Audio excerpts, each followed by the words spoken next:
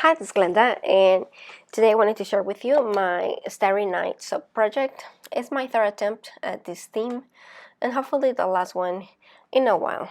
Probably next year I may tackle it again. I wrote a blog post that has more details as far as the making of the soap and also the recipe. That will be linked in the description box if you want to check it out. And what I'm doing here is making the moon embed. I'm using the yellow to be the moon, and I'm pretty much just trying to make a flat piece of it, and I'm flattening even more the edges so that they will be the curved part. Prior to this, I had rolled circular shape like a cylinder, and I had put that inside to be the, I guess, the core of the piece, and then I'm just gonna roll a little bit more of white subdough to go around it. I did most of the embeds this way, like individually, and then I try to piece them together. To do the stars, I simply use an extruder, and I loaded the soap dough inside and straighten it after it came out. I did have a printing about the size of the final soap of the painting, just to have an idea of where to place things.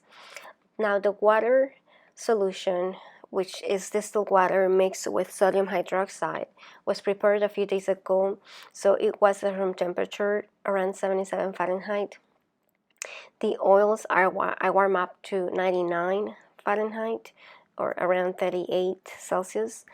And before I forget, I decided to add the sodium lactate to the lye water solution. This is just to help unmold the soap sooner rather than later, since I'm using a silicone mold, and that can take a few days to set up. So I'm just mixing it, and then I'm just going to add the lye water solution to the oils. And initially I'm just going to stir it before using the stick blender. For fragrance, I'm using Spice in Blood Orange. Spice is a little bit more of a fall fragrance, and that's already gone. However, my other choice for an accelerating fragrance was a floral fragrance, and I wanted this soap to be more gender neutral so that I can gift it to guys or girls alike. I am choosing to use an accelerating fragrance to do the layers rather than mixing multiple batches of soap, just because I'm a little bit more impatient than most. So the idea is to bring the whole mix just to a very light emulsion or trace, and then to add the fragrance individually to the layers as I pour them. That way, only the layer that has been poured is the one that starts setting up instead of the whole soap. In the recipe, I had calculated how many ounces I was going to need per layer. There was a mistake in that, however, at this time I don't know it. So I go ahead and I split the butter for the first layer. And I think it was just about 11 ounces that I needed or so. Then I added the colorants to this portion. I'm using ultramarine blue with a little bit of black oxide powder, which in retrospect, I believe it gave me a layer that was too much on the dark side. I would have rather it to be a brighter blue. So next time, hopefully I remember not to do this. And then I started blending it until it reached trace. Ultramarine pigment tends to make you reach trace faster. Then I added the fragrance to also increase the time in which this was going to set up. And this was going to be my first layer. So I'm making the soap upside down just because I thought it was going to be easier to create the layers this way. Although I would have preferred to do it right side up. It was a bit confusing at times. So here I'm placing the moon embed on the bottom corner, which when the soap is right side up, is going to be on the top right corner. And when I tried to just test the scraper, I realized that I didn't have enough soap to even cover the moon. So I had to grab some more of the main mix and then just color it with mica. I had kept this cashmere mica as a backup because I didn't mix more ultramarine ahead, and ultramarine powder tends to clump together. So unless you properly break down the clumps, it's gonna leave marks in the soap. Whereas mica tends to disperse more easily.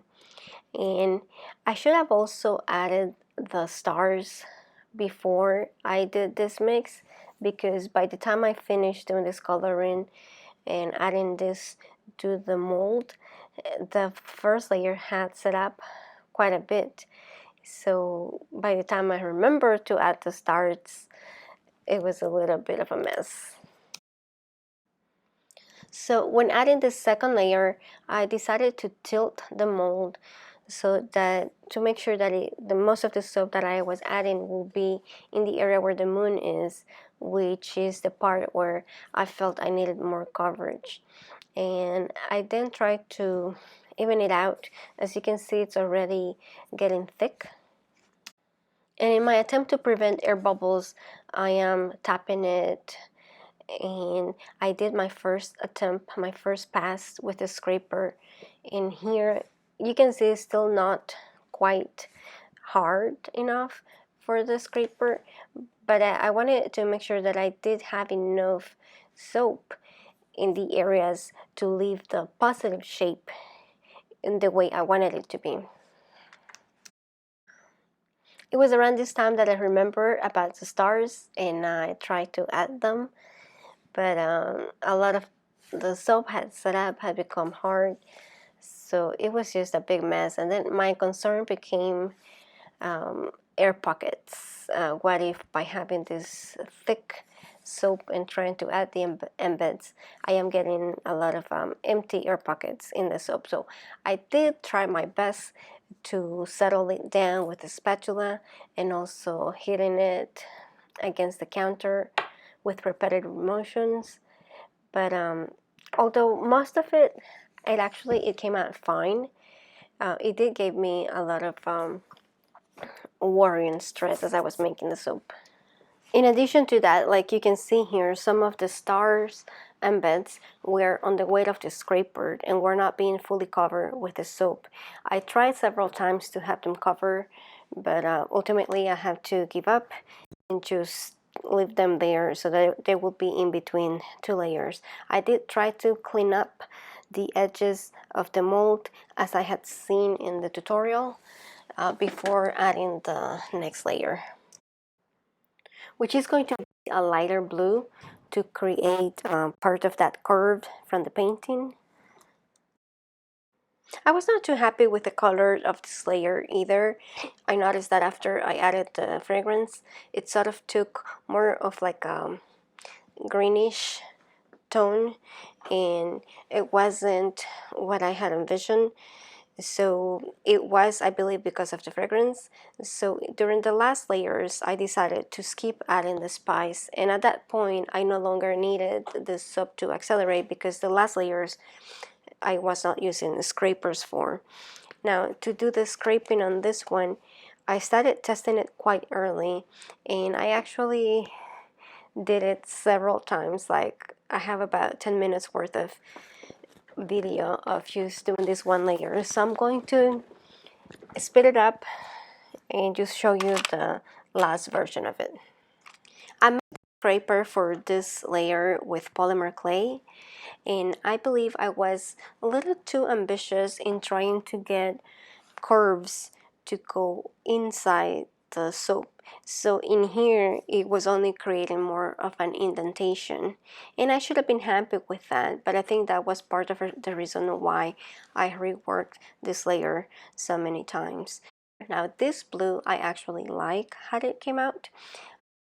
At this point I did tilt the mold and I added the Venus, I think it is, the star that you see closer to the horizon, and it's a silver color rather than the yellow ones like the others. Then there is a pale yellow layer towards the middle of the painting. That in my case, I think I just added a little bit too much of the yellow mica. So next time I need to remember just to make it lighter. And at this point, I'm no longer going to be using scrapers, so I'm just using the spatula to sort of shape the way it's going to be. And I'm also adding some of the leftover soap from the previous layers to this layer, because it does seem to have in the painting a little bit of blue strokes and white strokes along with the pale yellow strokes. Now if you look at the painting, even the heels are blue. So I was trying to achieve this effect, even though it wasn't going to be a very precise heel layer, by adding the blue leftover soap from previous layers onto the one edge where the heels seem to be the tallest. And I did have a scraper for the tree. However, because I had not used the spice blend on the last layers, they hadn't really hardened. So when I tried to use it, the soap that was still fluid was just seeping through. So I decided against it, and I just added my green layer and decided to just do a quick impromptu tree from some soap dough that I had hanging out. And then I also added the house embeds, which I just put together. And then I had what I hope to be a church embed.